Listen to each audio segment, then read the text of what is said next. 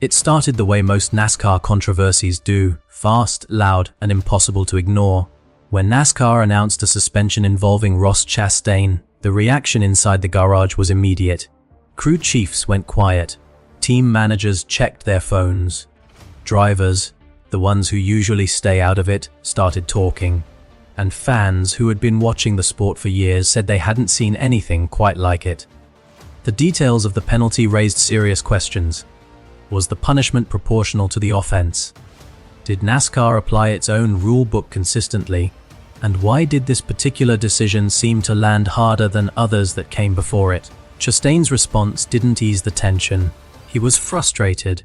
That much was clear. Not in a theatrical way, not in the way that plays well on social media, but in the way a competitor feels when he believes the system moved against him unfairly.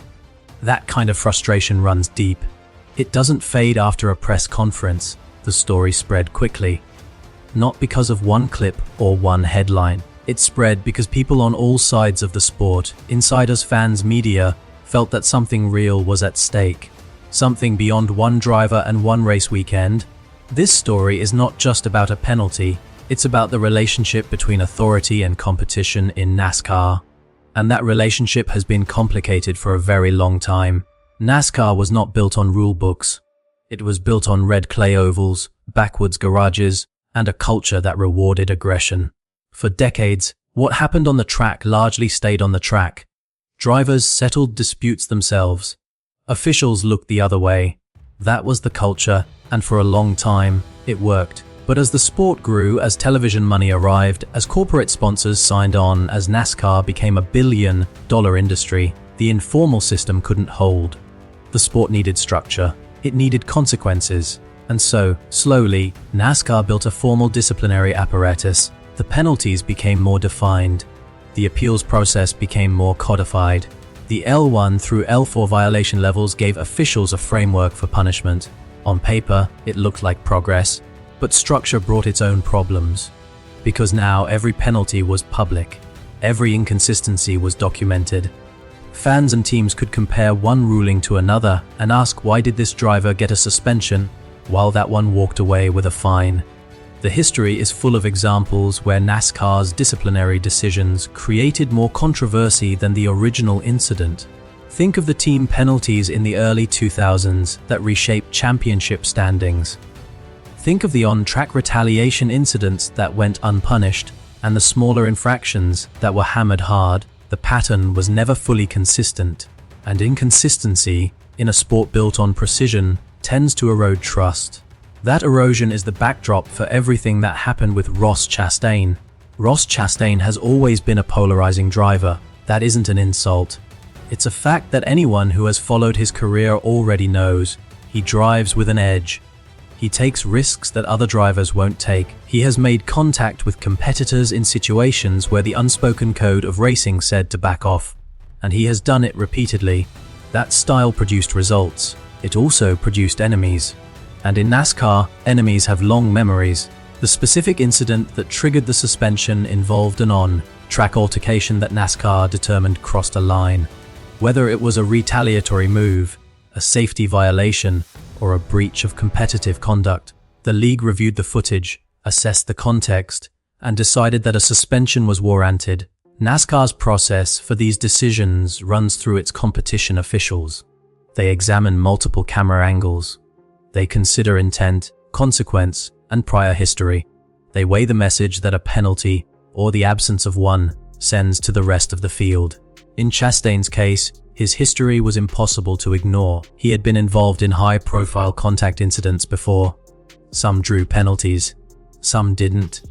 That inconsistency made this suspension harder to accept for his supporters and easier to justify for his critics. The rulebook says what it says. But the application of the rulebook is always a judgment call, and judgment calls, by their nature, invite debate. This one invited a very loud one.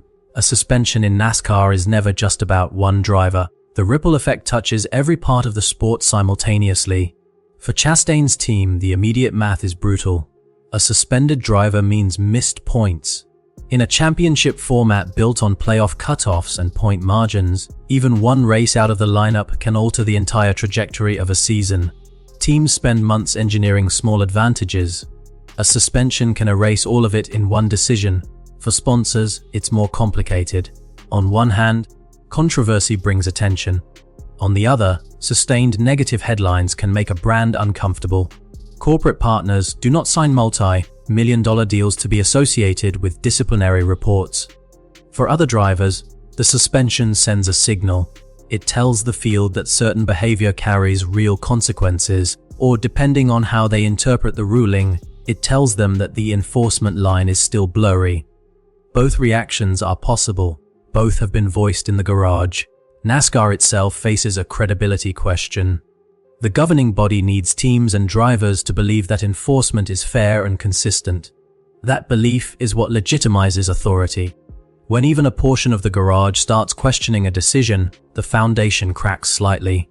Look at what happened in 2013 when NASCAR penalized Michael Waltrip Racing for manipulating race outcomes.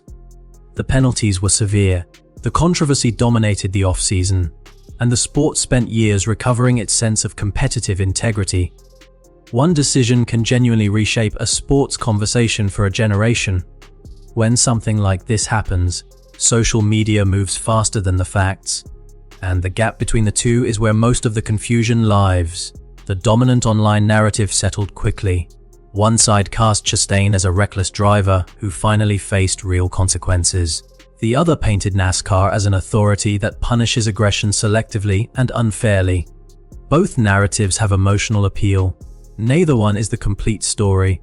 What actually happened is more nuanced. This is a governing body applying a disciplinary system that has never been perfectly consistent in a sport where aggression has always existed on a spectrum, to a driver whose entire brand is built on pushing that spectrum. Every element of that sentence is complicated.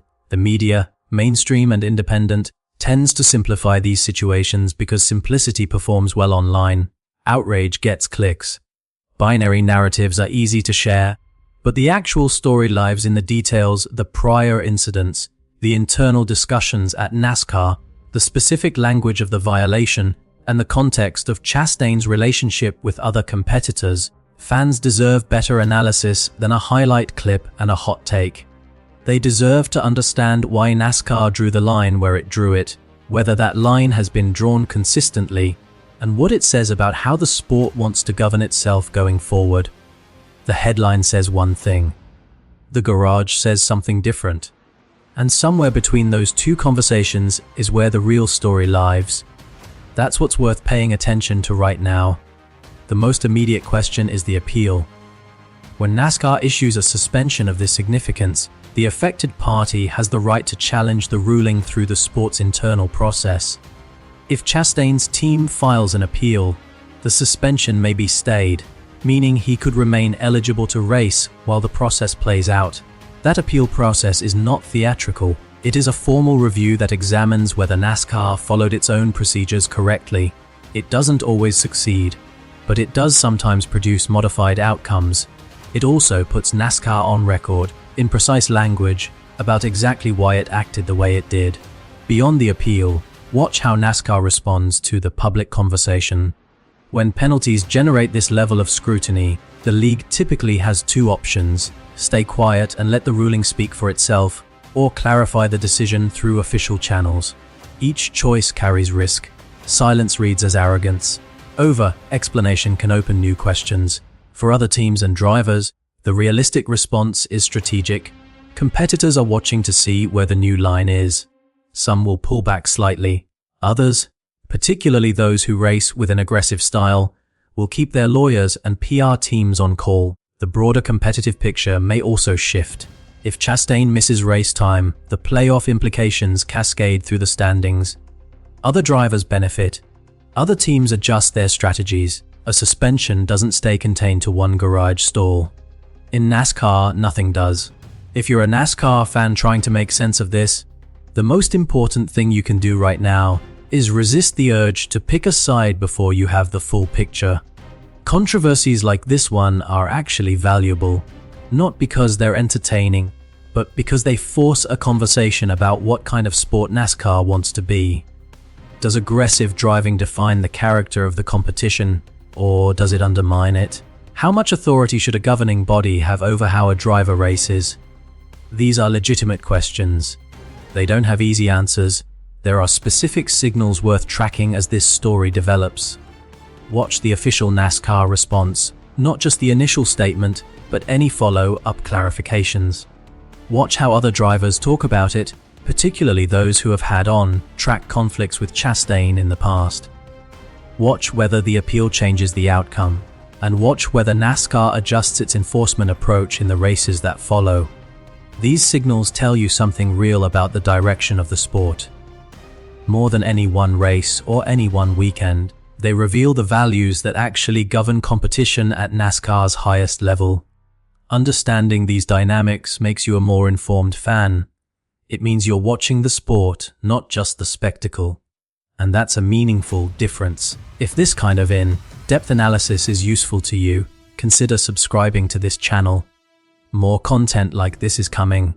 The NASCAR story is bigger than any one headline, and we're committed to telling it properly. Every major sport eventually arrives at a moment where the tension between authority and competition becomes impossible to ignore.